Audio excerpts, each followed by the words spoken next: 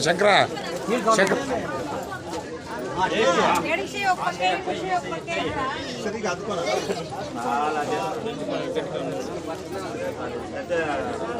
नाम सर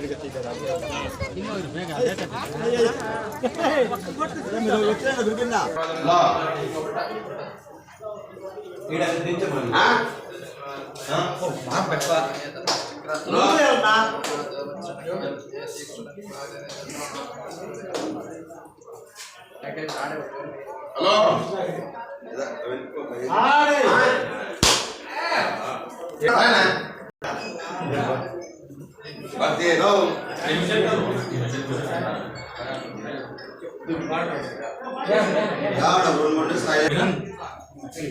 ನಮ್ಮ ಪತ್ರಕರ್ತರ ಮಿತ್ರರಿಗೆ ಸ್ವಾಗತವನ್ನು ಕೊಡುತ್ತಾ ಹಾಗೂ ಇವತ್ತು ನಮ್ಮ ಎಲ್ಲ ಮುಳಬಾಗಿಲು ತಾಲೂಕು ನಮ್ಮ ಜನಾಂಗದ ಒಂದು ಸಮುದಾಯಕ್ಕೆ ಖುಷಿ ದಿನ ಅಂತ ಹೇಳ್ಬೋದು.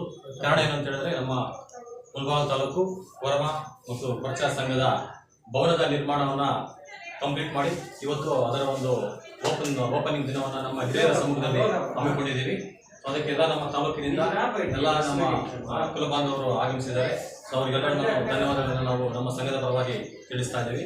ಸೊ ಇದನ್ನು ನಾವು ನಮ್ಮ ಹಿರಿಯರ ಅವರ ಒಂದು ಮಾರ್ಗದರ್ಶನದಲ್ಲಿ ಈ ಭವನವನ್ನು ನಿರ್ಮಿಸಿ ಹಾಗೂ ಇವತ್ತು ವಿಶೇಷವಾಗಿ ನಮ್ಮ ನುಲಿಯ ಚಂದಯ್ಯನವರ 918ನೇ ಜಯಂತಿಯನ್ನು ಆಚರಣೆ ಮಾಡುತ್ತಿದ್ದು. ಸೊ ನಮ್ಮ ಈ ಭವನದಲ್ಲಿ ಇವತ್ತು ಮೊದಲಿಗೆ ನಮ್ಮ ಜನಾಂಗದ ವತಿಯಿಂದ ಈ ವರ್ಷದ ಮೊದಲ ಜನ್ಮ ಜಯಂತಿಯನ್ನು ಇವತ್ತು ನಾವು ಆಚರಿಸ್ತಾ ಇದ್ದೀವಿ.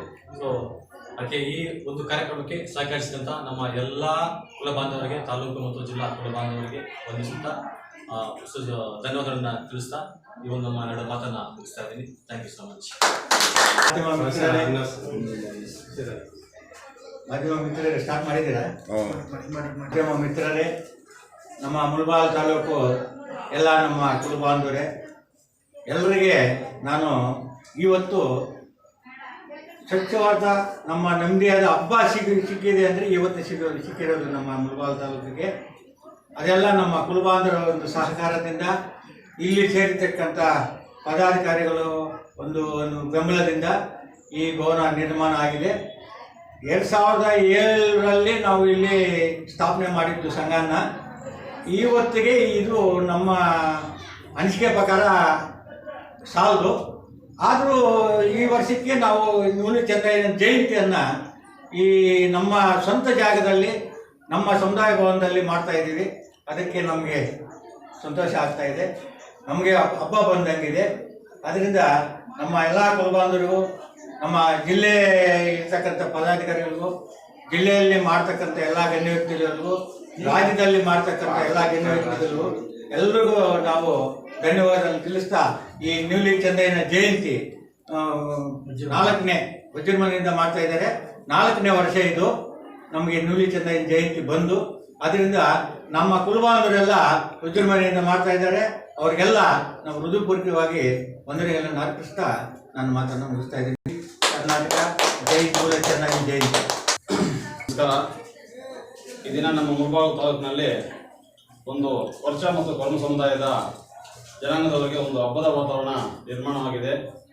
ಯಾಕಂದರೆ ನಮ್ಮ ಕುಲದೇವರಾದಂಥ ನುಲಿಯ ಚಂದಯ್ಯನವರ 918ನೇ ಜಯಂತಿಯನ್ನು 4 ವರ್ಷದಿಂದ ಸತತವಾಗಿ ಮಾಡ್ಕೊಂಡು ಬರ್ತಾ ಇದ್ವಿ, ಸರಳವಾಗಿ ಮಾಡ್ತಾ ಇದ್ವಿ. ಇವಾಗ ವರ್ಷಕ್ಕೂ ಸ್ವಲ್ಪ ವಿಜೃಂಭಣೆಯಿಂದ ಮಾಡಲಿಕ್ಕೆ ಪ್ರಯತ್ನ ಮಾಡ್ತಾ ಇದ್ವಿ.